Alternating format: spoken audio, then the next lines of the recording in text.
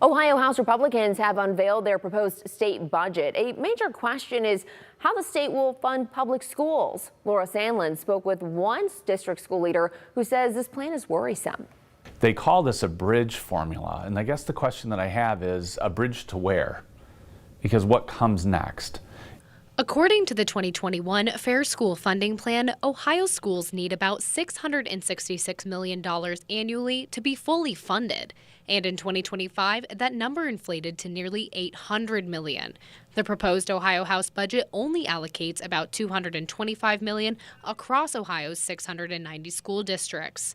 You know, these are not the budgets we've had for the last 4 years where you have CARES Act money and ARPA funding and, you know, these large pots of federal money that essentially got put towards some of these programs. We don't have that money anymore. State Representative Brian Stewart explained the proposal is meant to create balance, and one of those ways includes taking leftover money when schools carry over more than 25% of their budget and giving it back to taxpayers. Today, Ohio's public school districts have a carryover cash balance of $10.5 billion at the end of the last fiscal year.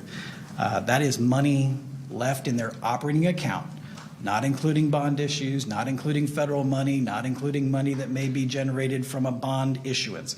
However, according to Perrysburg Superintendent Tom Hostler, that's not the reality.